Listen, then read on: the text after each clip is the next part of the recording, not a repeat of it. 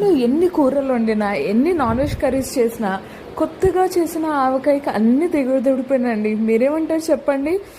మాకైతే ఈ సంవత్సరం మేమేం పెట్టుకోలేదు, కానీ మా చుట్టాలు ఒకరైతే మాకు పెట్టించారనమాట. చూడండి ఎంత కలర్ ఎంత బాగుందో, ఎర్రగా అసలు నూనె తేలుతూ బాగా ఊరిపోయింది. జస్ట్ 2 రోజుల్లో ఊరబెట్టాను, ఎందుకంటే నాకు అంతకు మించి ఆపుకోవడానికి అవ్వట్లేదు. సో మంచిగా వేడివేడి అన్నం, అందులోకి ఆవకాయ, అందులో వేసిన పచ్చి వెల్లుల్లి రెబ్బ కూడా వేసేసుకొని కొద్దిగా నెయ్యి వేసుకొని మంచిగా దీన్ని అలా కలిపేసుకొని, బాబోయ్ చెప్తుంటేనే నాకు మళ్ళీ నోరు ఊరిపోతుందండి. మళ్ళీ వెళ్ళి ఒక వాటు పట్టేస్తాను నేనైతే. మీలో ఎంతమంది ఇప్పటికీ ఆవకాయ తిన్నారు చెప్పండి. ఇప్పటిదాకా తినకపోతే వెంటనే మీరు కూడా ఆవకాయ తెచ్చేసుకొని పట్ట తినేసేయండి. ఈ వీడియో అయితే ఇలా ఆవకాయ ముచ్చటతో గడిపేశానండి. మరిన్ని ఇంట్రెస్టింగ్ రెసిపీస్ కోసం, ముచ్చట్ల కోసం మన ఛానల్ అయితే వెంటనే లైక్ చేసి, షేర్ చేసి, సబ్స్క్రైబ్ చేసుకొని ఫాలో అయిపోండి. Thank you.